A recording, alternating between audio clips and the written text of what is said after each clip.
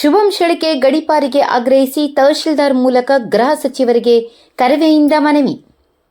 ಕರ್ನಾಟಕ ರಕ್ಷಣಾ ವೇದಿಕೆ ಚಿಕ್ಕೋಡಿ ತಾಲೂಕು ಘಟಕದಿಂದ ಬೆಳಗಾವಿಯ ಗಡಿಭಾಗದಲ್ಲಿ ಪದೇ ಪದೇ ನಾಡದ್ರೋಹಿ ಪ್ರಚೋದನಾಕಾರಿ ಹೇಳಿಕೆ ನೀಡುತ್ತಿರುವ ಎಂಇಎಸ್ ಗುಂಡಾಗಳ ಮೇಲೆ ರೌಡಿ ಶೀಟರ್ ಕೇಸ್ ದಾಖಲು ಮಾಡಬೇಕೆಂದು ಚಿಕ್ಕೋಡಿ ತಾಲೂಕು ದಂಡಾಧಿಕಾರಿಗಳಿಗೆ ಮನವಿ ಸಲ್ಲಿಸಿದರು.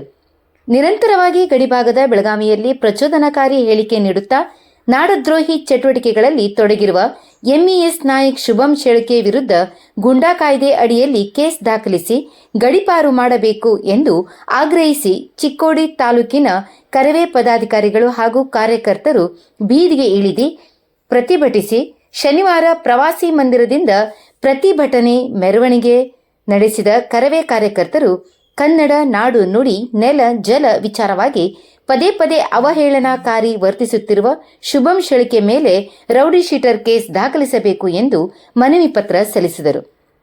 ಕರವೇ ಚಿಕ್ಕೋಡಿ ತಾಲೂಕಾ ಅಧ್ಯಕ್ಷ ಸಂಜು ಬಡಿಗೇರ್ ಮಾತನಾಡಿ, ಗುಂಡಾ ಕಾಯ್ದೆ ಅಡಿಯಲ್ಲಿ ಕೇಸ್ ದಾಖಲು ವಿಳಂಬ ಏಕೆ? ಎಷ್ಟು ಜನ ಕನ್ನಡ ಪರ ಹೋರಾಟಗಾರರ ಮೇಲೆ ತಾವು ರೌಡಿ ಶೀಟ್ ಓಪನ್ ಮಾಡಿದ್ದೀರಿ? ಈ ಎಲ್ಲ ಪ್ರಶ್ನೆಗಳಿಗೆ ಸಮಸ್ತ ಕನ್ನಡಿಗರಿಗೆ ತಾವು ಕೂಡಲೇ ಉತ್ತರ ಕೊಡಲೇಬೇಕು ಎಂದು ಸರಕಾರಕ್ಕೆ ಪ್ರಶ್ನಿಸುತ್ತಾ ಈ ಮನವಿಯ ಮೂಲಕ ಕರವೇ ಕಾರ್ಯಕರ್ತರು ಶುಭಂ ಶೆಳಕೆಯ ವಿರುದ್ಧ ಗುಂಡಾ ಕಾಯ್ದೆ ಅಡಿಯಲ್ಲಿ ಕ್ರಮ ಕೈಗೊಳ್ಳಬೇಕೆಂದು ಆಗ್ರಹಿಸುತ್ತೇವೆ ಮತ್ತು ಇವನ ವಿರುದ್ಧ ಯಾವ ಕ್ರಮ ಜರುಗಿಸುವಿರಿ ಎಂಬ ಬಗ್ಗೆ ಕನ್ನಡ ಪರ ಹೋರಾಟಗಾರರಿಗೆ ಉತ್ತರ ನೀಡಬೇಕೆಂದು ಖಾರವಾಗಿ ನುಡಿದರು. ಈ ಸಂದರ್ಭದಲ್ಲಿ ಅಪ್ಪ ಸಾಹೇಬ್ ಹಿರೇಕೋಡಿ, ರಫೀಕ್ ಫಟಾಣ್, ಚಂದ್ರಶೇಖರ್ ಅರ್ಭಾವಿ, ಶಂಕರ್ ಅವರ್ಖಾನ್, ಸಿದ್ದರಾಮ್ ಕರ್ಗಾವೆ, ಕಲ್ಲೇಶ್ವರ್ ಪಾಟೀಲ್, ಭೀಮರಾವ್ ಮುಡ್ಡೆ, ಸರ್ಜರಾವ್ ಕಟ್ಟಿ, ವಿಠ್ಠಲ್ ಮಾನೆ, ರಮೇಶ್ ಡಂಗೇರ್, ಮಾಳು ಕರೆಣ್ಣವರ್, ಮಾರುತಿ ಮಾನ್ಗಾವೆ, ಪ್ರವೀಣ್ ಪೂಜೇರಿ, ಸಂತೋಷ್ ಪೂಜೇರಿ, ದುಂಡಪ್ಪ ಚೌಗಲ, ಶ್ರೀಕಾಂತ್ ಅಸೂದೆ, ಮೋಹನ್ ಪಾಟೀಲ್ ಸೇರಿದಂತೆ ಹಲವಾರು ಜನ ಕನ್ನಡ ಪರ ಹೋರಾಟಗಾರರು ಉಪಸ್ಥಿತರಿದ್ದರು.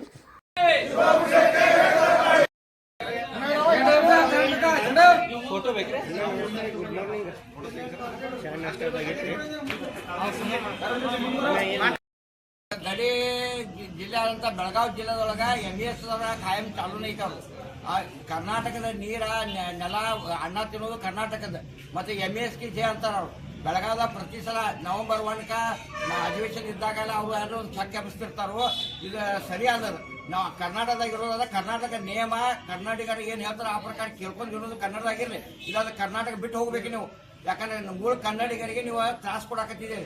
ಈಗ ಹೇಳಿಕೆ ನಾವು ಮ್ಯಾಗಿಂದ ಮ್ಯಾಗ ಕನ್ನಡದವ್ರಿಗೆ ಬೈಯೋದು ಮಾಡೋದು, ಸರ್ಕಾರಕ್ಕೆ ಬೈಯೋದು, ಅಧಿಕಾರಿಗಳು ಬೈಯೋದು ಇಂಥ ಕೆಲಸ ಮಾಡ್ತಿರ್ತಾನೋ ಅದನ್ನ ಸಹಿಸ್ಕೊಂಡು ಕರ್ನಾಟಕ ಸರ್ಕಾರ ಇರೋದು ಸರಿಯಲ್ಲ.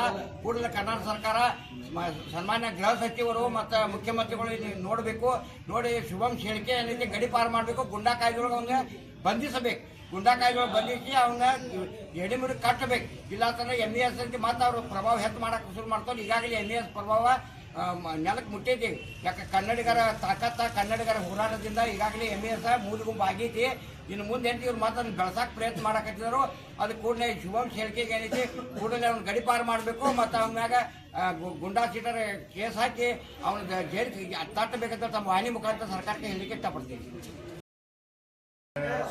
ಶುಭಂ ಶೆಳಕೆ ಇವು ನಿರಂತರವಾಗಿ ನಾಡು ನುಡಿ ಜಲ ವಿಷಯ ಬಂದಾಗ ಮತ್ತು ಕರ್ನಾಟಕ ವಿಷಯ ಬಂದಾಗ ನಿರಂತರವಾಗಿ ದೇಶ ಅವಹೇಳನಕಾರಿ ಮಾತಾಡೋದಾಗಲಿ, ಮರಾಠಿ ಮತ್ತು ಕನ್ನಡಿಗರ ಮಧ್ಯೆ ವಿಷ ಬಿತ್ತೋದಾಗಲಿ ಇದು ನಿರಂತರವಾಗಿ ಅವರು ಮಾಡ್ಕೋತ ಬಂದಂಥ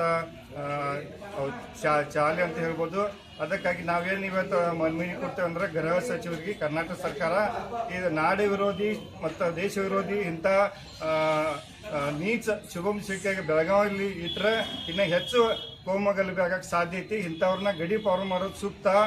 ತಕ್ಷಣ ಅವ್ರ ಮೇಲೆ ಕೇಸ್ ಹಾಕೋದು ಅಷ್ಟೇ ಅಲ್ಲ, ಬೆಳಗಾವಿಯಿಂದ ಕರ್ನಾಟಕದಿಂದ ಗಡೀಪಾರು ಮಾಡ್ರಂತ ನಾವು ಇವತ್ತು ಮನವಿ ಮುಖಾಂತರ ಕರ್ನಾಟಕ ಸರ್ಕಾರಕ್ಕೆ ರಾಜ್ಯ ಗೃಹ ಮಂತ್ರಿಗೆ ಒತ್ತಾಯ ಮಾಡ್ತೇವೆ.